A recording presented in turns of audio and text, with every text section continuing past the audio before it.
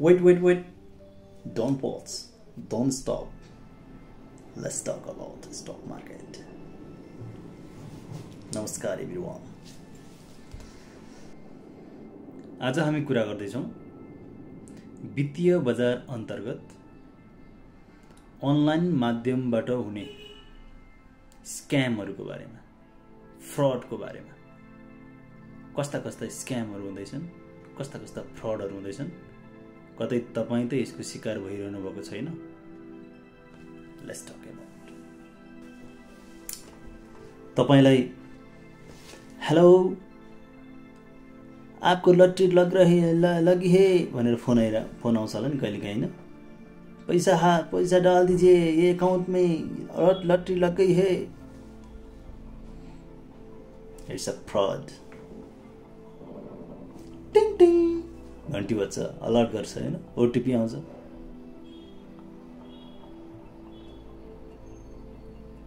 तपाईले केही चलाउनु भएको छैन, मोबाइल चलाउनु भएको छैन, मोबाइल बैंकिङ चलाउनु भएको छैन, कहीँ केही चलाउनु भएको छैन. टिङ टिङ अलर्ट मेसेज आउँछ, ओटीपी आउँछ. It's maybe fraud. Be alert.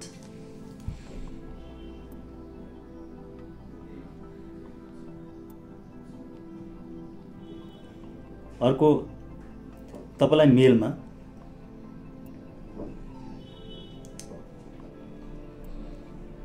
नयाँ कुनै चाहिँ अनजान मेलबाट तपाईलाई आइरा हुन्छ. तपाईलाई यो सरप्राइज परेको छ, यस्तो परेको छ, अमुक के अचानक चाहिँ तपाईलाई भिजा लागेको छ. केही blah anything else. It's maybe the fraud. It's maybe the scam mail. Be alert.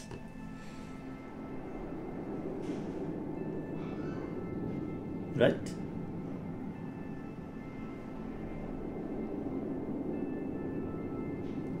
तपाईले तपाईको सामाजिक सञ्जालमा को व्यक्तिहरुसँग कस्तो कुराहरु गर्नुहुन्छ.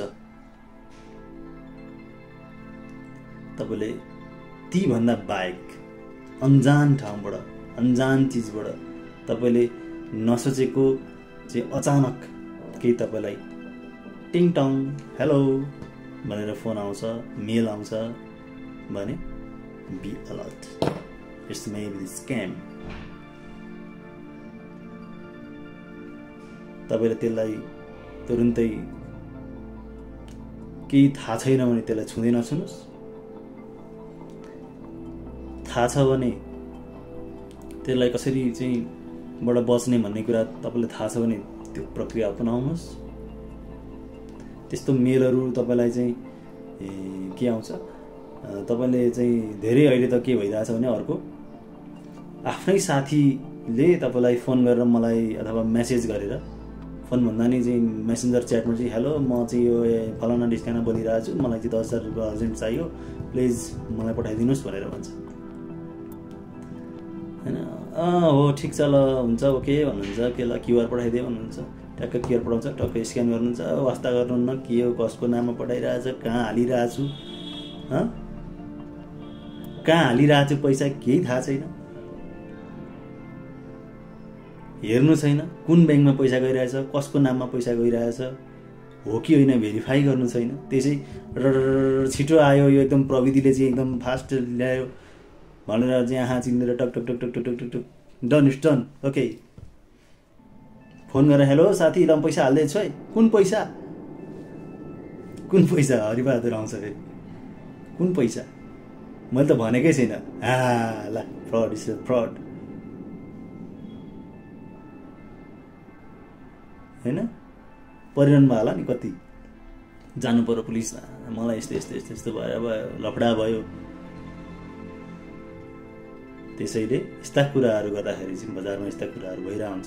पसलमा तपाईको स्क्यान क्यूआर कोडहरु कसको नाममा हालिरहनु भएको छ, कसको नाममा पैसा गइराछ, पेमेन्टहरु गर्दाखेरि हैन. त्यो क्यूआर स्क्यान गर्दाखेरि चाहिँ कसको नाममा चाहिँ पैसा गइराछ, त्यो नामहरु चाहिँ भेरिफाई गरेर, नम्बरहरु भेरिफाई गरेर, त्यो क्यूआर कोड कसको नाममा छ हेरेर हैन. क्यूआर कोड स्क्यान गरिसकेपछि तपाईको मोबाइलमा प्रेजेन्ट हुन्छ तपाईको नाम, खाता नम्बर, नामको चाहिँ अगाडिको नाम, नम्बरहरु हो कि होइन भनेर चाहिँ फोन गरेर भेरिफाई गरेर मात्रै पैसा चाहिँ ट्रान्सफर गर्ने गर्नुहोस्। प्रविधि आयो छिटो पाइयो भनेर डडडडडड गरेर गर्नुभयो भने चट मिनेटमा तपाईँ चाहिँ सकिनुहुन्छ, ब्याङ्क ब्यालेन्स खाली। त्यसैले गर्दाखेरि यी यावत कुराहरूलाई चाहिँ विचार गरेर मात्र कारोबार गर्ने गर्नुहोस्, होइन भने तपाईँ ठुलो जोखिममा हुनुहुन्छ। प्रविधि त आयो त प्रविधिमा पनि जोखिम छन्, ती जोखिमहरूबाट बचेर काम गर्नुहोस्। मैले के भने एक अन्जान ठाउँबाट ओटिपी मेसेज आइरहेछ भने त्यसलाई विचार गर्नुहोस्, त्यसलाई नदिनुहोस् कसैलाई। एक ओटिपी चाहिँ पठाइदिनुहोस् म भनेर कसैले फोन गर्छ भने त्यो ओटिपी चाहिँ अन्जान मान्छेलाई नदिनुहोस्, कसैलाई पनि नदिनुहोस्, होइन। तपाईँको मेल एड्रेसमा कुनै अन्जान मेल आएर सरप्राइजली तपाईँलाई चाहिँ केही लट्री लागेको छ भनेर चाहिँ त्यहाँ क्लिक गर्नुहोस् भन्छ, त्यस्तो चिजहरूमा क्लिक नगर्नुहोस्।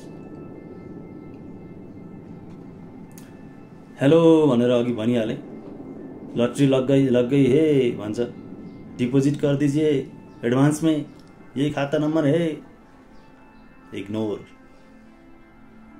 डोन्ट इन्जोय ए थिङ, होइन। स्क्यान आउँछ तपाईँलाई चाहिँ अघि अर्को भने मैले मेसेजको च्याटमा अथवा कतै स्क्यान आफ्नै मान्छेको नामबाट आइरहन्छ, साथीको चाहिँ नामबाट चाहिँ तपाईँलाई चाहिँ त्यो चिजहरू आइरहन्छ। साथीको आफ्नै परम मित्रको मेसेज च्याट ह्याक गरेर तपाईँको चाहिँ मेसेज च्याटमा चाहिँ मलाई चाहिँ अर्जेन्टली 10,000 रुपियाँ 20,000 रुपियाँ चाहियो, 5,000 रुपियाँ चाहियो, प्लिज अर्जेन्ट चाहिँ यहाँ हस्पिटलमा छु हाल्दै भनेर ट्याक्क भन्छ। ओहो साथी त अर्जेन्ट परेछ, मित्र किन भेरिफाई गर्नु पर्यो, होइन।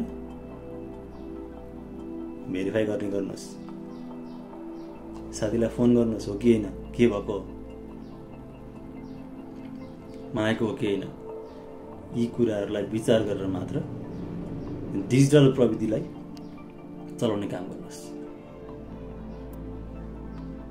It's very easy to use to entertain in digital market. एकदम छिटो छिटो गर्न सकिन्छ, तर जोखिम पनि छ। त्यो जोखिमहरूबाट बच्नको लागि यी कुराहरूलाई ध्यान दिनुहोस्। आजसम्म आएका यस्ता स्क्यामहरू छन्, भविष्यमा अरू नयाँ तरिकाले आउन सक्छन्। यो चिजहरू बसेर काम गर्नुपर्ने हुन्छ। Thank you very much.